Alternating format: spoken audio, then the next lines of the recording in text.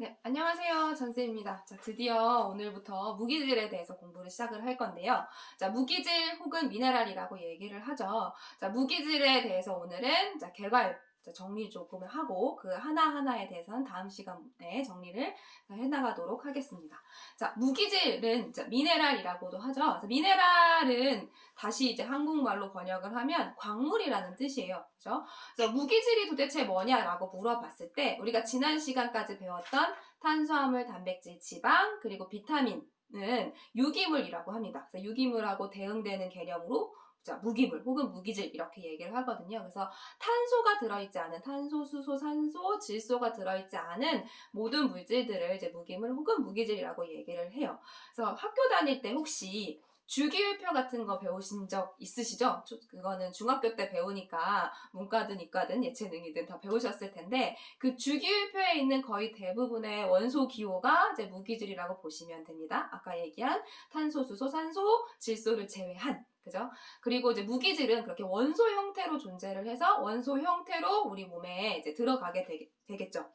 자, 그러면 이 무기질은요, 전체 체중의 한 4에서 5% 정도를 차지한다고 해요. 생각보다 많은 양이죠.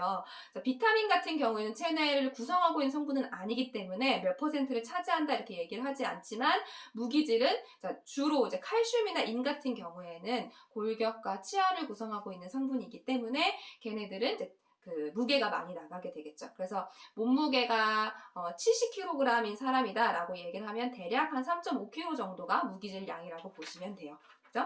자, 무기질은 그래서 체내의 다량으로 존재하는 무기질과 소량으로 존재하는 무기질로 나눌 수가 있어요. 그래서 다량, 그러니까 하루에 필요량이 100mg 이상인 애들을 다량 미네랄, 그리고 그 다음에 그 이하인 아이들을 이제 미량 미네랄이라고 해서 이렇게 두 가지로 나누기도 하거든요. 제가 칠판에 적어놓긴 했는데 원소 기호 형태로 적어놨는데요. 왜 이렇게 적어놨냐면요. 한국말로 쓰면 너무 길기 때문에 이렇게 적어놨어요. 그죠? 이걸 다 알 필요는 없는데 제가 읽어드릴게요.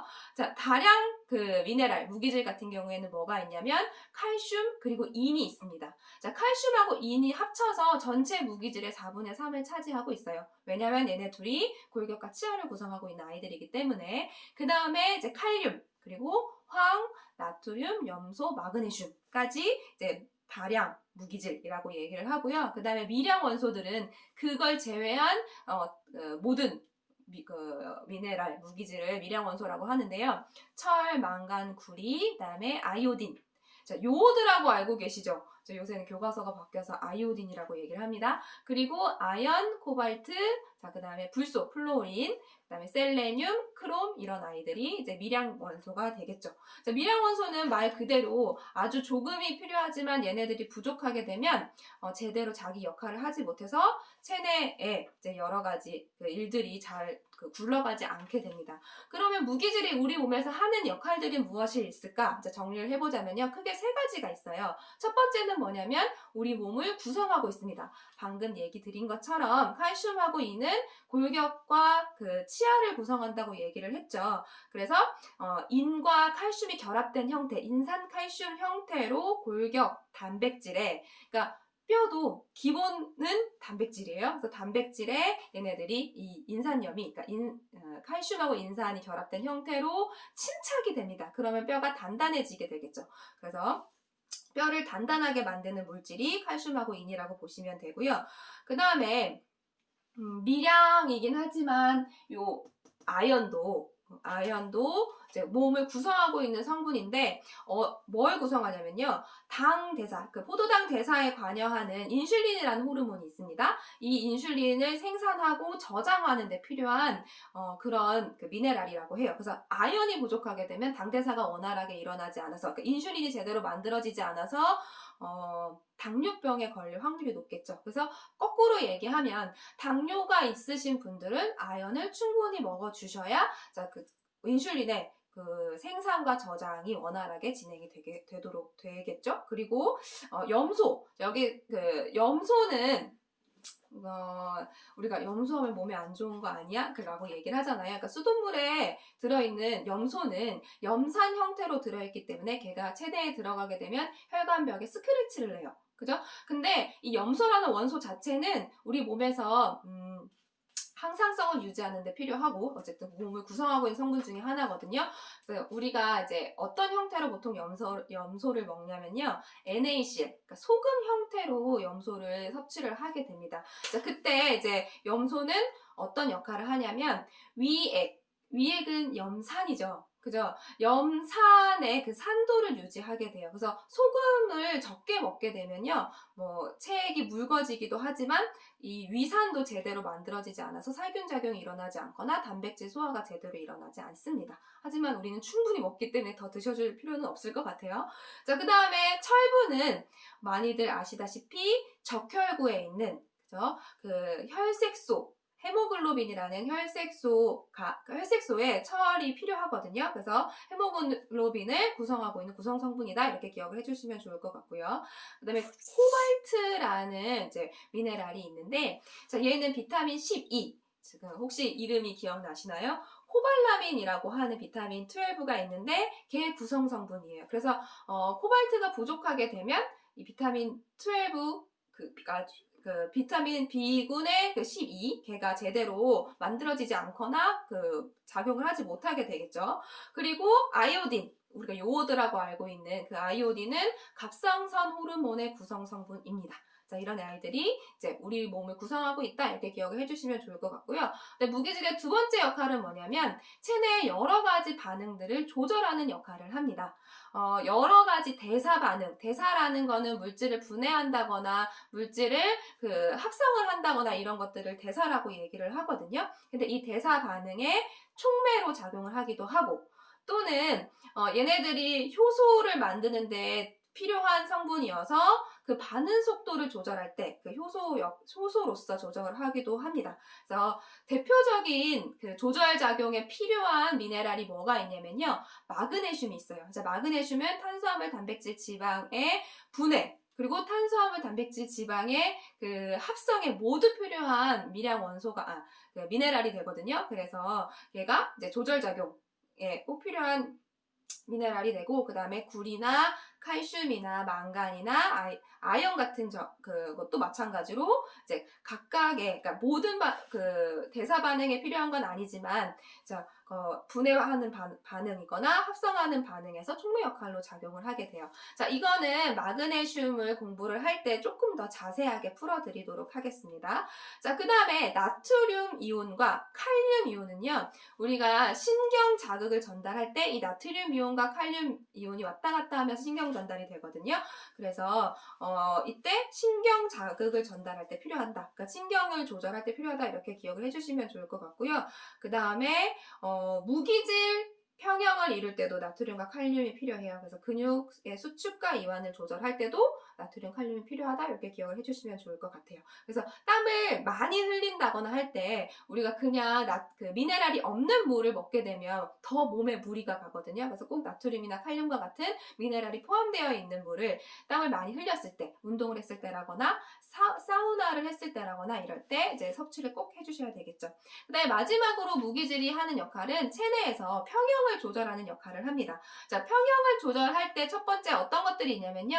산과 알칼리의 평형을 조절을 해요. 자, 우리 몸의 체액, 그러니까 그 혈액을 포함한 체액은요. 액성이라고 얘기를 하거든요. 산성이냐, 중성이냐, 알칼리성이냐 이렇게 얘기를 했을 때 그 액성이 약 알칼리성이에요. 자, 약 알칼리성인데 대략 어느 정도 되냐면 pH라는 거 들어보셨죠? 자, pH는 어떤 그 수용액, 그 물에 녹아있는 수소 이온의 농도를 가지고 산성인지 중성인지 염기성인지를 나타내는 개념이거든요.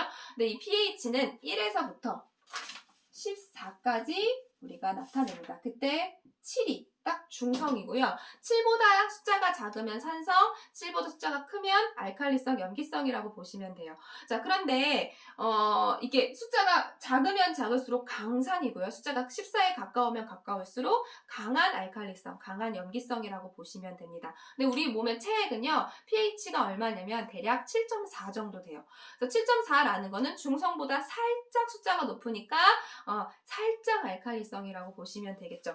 근데 이 액성이 중요한 게 아니라 왜 얘가 알칼리성이 되었는지가 더 중요해요. 혈액이나 체액에는 미네랄들이 녹아있기 때문에 특히 이제 마그네슘이나 칼슘과 같은 그 미네랄들이 약 알칼리성을 띠기 때문에 우리 체액은 약 알칼리성이 됩니다. 그러니까 걔네들의 농도에 따라서 그죠? 그 혈액의 그 액성이 결정이 되게 되겠죠? 그죠? 그래서 한 알칼리의 평형에 영향을 준다라는 건 그 얘기고요. 만약에 이 pH가 그 액성이 pH 7.4보다 현저하게 떨어진다거나 그걸 산증이라고 얘기를 해요. 혈액이 산성화되었다 우리가 이런 표현을 쓰잖아요. 그걸 산증이라고 얘기를 하고 과도하게 알칼리화가 돼도 그거를 알칼리증이라고 얘기를 합니다. 그러니까 얘네들은 병증이에요. 그러니까 우리가 그 혈액이 산성화되지 않게 혹은 과도하게 알칼리성이 되지 않게 우리가 그 좋은 물이나 이런 것들을 먹어주셔야겠죠.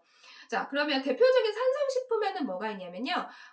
얘는 체내에서 분해가 되었을 때 산을 띠는 물질이 나오는 게 산성식품이라고 보시면 돼요. 그래서 황이나 인이나 염소가 많이 들어있는 식품이 산성식품인데 대체적으로 육류가 산성식품이고요. 육류에는 이제 단백질이 많이 포함되어 있어서 황이 많이 들어있거든요.